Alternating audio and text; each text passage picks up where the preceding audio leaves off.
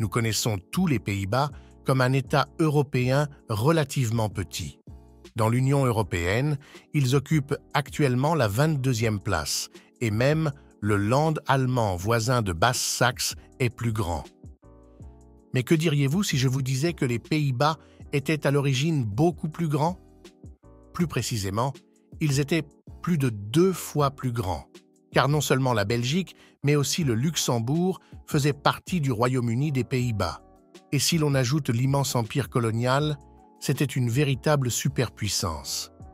Mais pourquoi les Pays-Bas étaient-ils à l'origine si grands? Pourquoi le Royaume-Uni des Pays-Bas s'est-il effondré? Et quelles ont été les conséquences drastiques de cette dislocation? Toutes ces questions fascinantes seront abordées dans la vidéo d'aujourd'hui. Bon visionnage. Les Pays-Bas ont une longue histoire qui remonte à la période préhistorique. Les découvertes archéologiques indiquent que la région était déjà peuplée à l'époque de la pierre taillée. Cependant, l'écriture de l'histoire commence avec l'arrivée de la domination romaine. Cela s'est produit autour de l'an 57 avant notre ère, lorsque des parties des Pays-Bas actuels ont été intégrées à l'Empire romain, en particulier les zones au sud du Rhin. Pendant l'époque romaine, de nombreuses villes actuelles comme Utrecht ont été fondées et l'infrastructure, y compris les routes et les fortifications, a été développée. Le christianisme a également trouvé son chemin dans la région, principalement grâce aux activités missionnaires de saints tels que Willibrord. Après la chute de l'Empire romain au 5e siècle, la région a connu de nombreuses invasions et occupations par divers peuples germaniques comme les Francs et les Saxons. Avec le temps, divers petits États féodaux et territoires se sont formés, dont les 7 provinces des Pays-Bas ont ensuite émergé. Le Moyen Âge a été une période de changement et de croissance pour la région. Les structures féodales dominaient, mais le commerce et l'artisanat ont commencé à prendre de l'importance dans les villes médiévales en expansion comme Amsterdam, Rotterdam et Anvers. Et pour l'économie, la Hanse, un réseau commercial reliant de nombreuses villes nord-européennes, a joué un rôle particulièrement important. Cela a déjà commencé à engendrer une interconnexion des structures politiques, sociales et économiques qui rendrait les Pays-Bas influents dans l'histoire européenne. Mais les 7 provinces, ancêtres des Pays-Bas actuels, ont été continuellement menacées par la France. Ainsi, ils se sont finalement placés sous la protection des Habsbourg espagnols grâce à une habile politique matrimoniale où ils sont également restés pendant les siècles suivants. Cependant, le mécontentement envers la domination espagnole grandissait. En tant que fervents catholiques, les Espagnols s'efforçaient de réprimer la réforme protestante qui se répandait rapidement dans les 7 provinces. Ces tensions religieuses ont culminé en conflits politiques et sociaux qui entreront dans l'histoire sous le nom de « guerre de 80 ans ». Une persécution et une inquisition des protestants ont commencé, augmentant le désir d'indépendance. Sous la conduite de Guillaume d'Orange, qui est encore aujourd'hui considéré comme un héros national, a commencé une guerre d'indépendance qui dura des décennies. Pendant ce temps, l'Union d'Utrecht a été fondée, réunissant les provinces mécontentes pour se libérer des Espagnols. Ensemble, ils ont non seulement pu reprendre de plus en plus de villes aux Espagnols, mais aussi infliger un coup dur à l'armada espagnole avec l'aide des Anglais.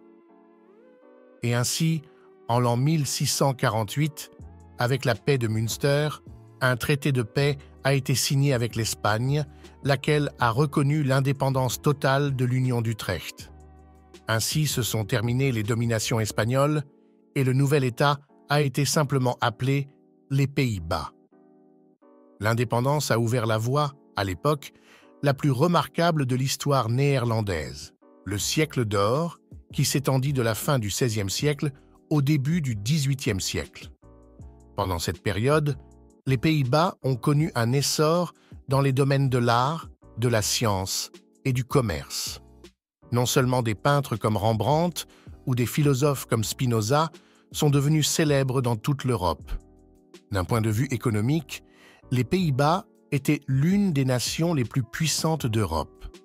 Ils ont établi des réseaux commerciaux mondiaux et créé des entreprises commerciales telles que la Compagnie néerlandaise des Indes orientales, qui a conquis d'énormes territoires non seulement en Asie, mais aussi en Afrique et en Amérique. Cette richesse économique s'est surtout reflétée dans les centres urbains des Pays-Bas, notamment à Amsterdam, où des maisons de marchands opulentes et des bâtiments publics ont été construits. Un autre aspect important du siècle d'or était le pluralisme religieux. Bien que les Pays-Bas soient majoritairement protestants, ils ont accordé une relative liberté religieuse, permettant aux catholiques, aux juifs et à d'autres communautés religieuses de pratiquer leur foi. Cette tolérance a attiré de nombreux émigrants de toute l'Europe, qui ont contribué à la diversité culturelle et intellectuelle du pays. Cependant, les guerres incessantes sur le continent européen ont révélé les limites du petit pays. Il a été continuellement menacé par les Français et était militairement nettement inférieur.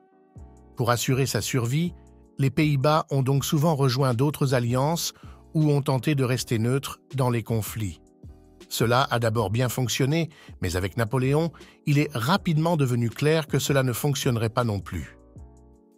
En l'an 1795, les Français ont envahi les Pays-Bas et ont établi la République batave, un État client de la France. En l'an 1806, Napoléon a occupé complètement la République batave et son frère Louis en a fait le royaume de Hollande, qui a ensuite été transformé en province française. Le rêve d'indépendance semblait brisé, mais bientôt les conditions en Europe allaient changer. Avec le soutien de l'Angleterre, de la Prusse et de la Russie, les Français ont été battus et Napoléon renversé. Cela a permis aux Pays-Bas de retrouver leur indépendance. De plus, le territoire des Pays-Bas du Sud, qui deviendra plus tard la Belgique et le Luxembourg, a été annexé au nouvel État. Beaucoup ont célébré cela comme une réunification et le processus d'indépendance des Pays-Bas semblait enfin achevé. En l'an 1815, le Royaume-Uni des Pays-Bas a donc été officiellement fondé, ressemblant à peu près à cela et comprenant à la fois les Pays-Bas actuels ainsi que les territoires de la Belgique et du Luxembourg. Pour les autres puissances européennes, cet État semblait être une zone tampon solide contre la France. Ils espéraient qu'un Royaume-Uni des Pays-Bas serait assez robuste pour résister aux futures ambitions expansionnistes françaises. Et aux Pays-Bas, beaucoup espéraient que l'unification mènerait à un renouveau des anciennes gloires et à une expansion continue de leur empire colonial. Et l'État semblait également très puissant. En effet, le Sud, c'est-à-dire la Belgique actuelle, était industriellement avancé, tandis que le Nord était l'un des principaux centres commerciaux avec les ports les plus importants d'Europe. En théorie, la combinaison des forces économiques du Nord et du Sud aurait pu former une unité économique très puissante. Et aussi territorialement, les Pays-Bas étaient un acteur global puissant grâce à leur territoire d'outre-mer. Ils avaient des colonies sur presque tous les continents, par exemple des parties de l'Afrique du Sud et de l'Indonésie, ainsi que le Sri Lanka au large des côtes de l'Inde et la Guyane en Amérique du Sud. En dehors des colonies, ils avaient également des comptoirs commerciaux dans presque toutes les régions importantes. Cependant, malgré l'union politique, les tensions entre la partie nord, majoritairement protestante et néerlandophone, et la partie sud, majoritairement catholique et francophone ou flamande, étaient élevées dès le départ. Ces tensions ont été exacerbées par le gouvernement centraliste du roi Guillaume Prébionnier qui tentait de favoriser économiquement le Nord et de promouvoir la langue et la culture néerlandaise dans tout le royaume. Ces tensions ont culminé en 1830 avec la Révolution belge, lorsque la Belgique a annoncé sa séparation du Royaume-Uni des Pays-Bas. Cela a conduit à des combats de rue entre les insurgés et les troupes royales dans toute la Belgique, surtout à Bruxelles. Le roi néerlandais a tenté de réprimer rapidement la rébellion militairement et d'envahir le sud. Certaines villes ont été brièvement reprises, mais globalement, il manquait une stratégie militaire cohérente. De plus, la pression internationale sur lui est devenue finalement trop forte. Les autres grandes puissances ont reconnu l'indépendance de la Belgique et ont exercé des pressions sur le roi néerlandais pour qu'il en fasse de même. Bien que cela ait pris encore quelques années, dans le traité de Londres de 1839, il a également reconnu officiellement la séparation de la partie sud du pays. La dissolution du Royaume-Uni a eu des effets à long terme sur les Pays-Bas. D'une part, elle a limité le rôle géopolitique du pays en Europe et a conduit à une période d'isolement relatif. D'autre part, la séparation a offert au Nord la possibilité de développer son identité nationale propre sans les tensions complexes que l'union avec le Sud avait engendrées. Nous voyons à quel point la Belgique est encore divisée aujourd'hui. Depuis lors, les Pays-Bas ont généralement maintenu une position neutre, comme pendant la Première et la Seconde Guerre mondiale, bien qu'ils aient tout de même été envahis par l'Allemagne pendant la Seconde Guerre mondiale. Mais une question reste en suspens. Que s'est-il passé avec le Luxembourg? Celui-ci a été divisé après l'indépendance de la Belgique, une grande partie ayant été annexée à la Belgique. La partie restante, correspondant au territoire du Luxembourg actuel, est devenue indépendante, mais est restée initialement en union personnelle avec les Pays-Bas.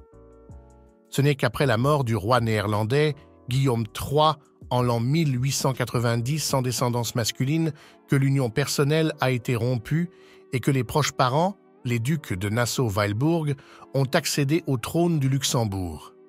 Le Luxembourg est alors devenu entièrement indépendant. Vous savez maintenant pourquoi les Pays-Bas ont perdu plus de la moitié de leur territoire et comment les trois États actuels du Benelux sont nés.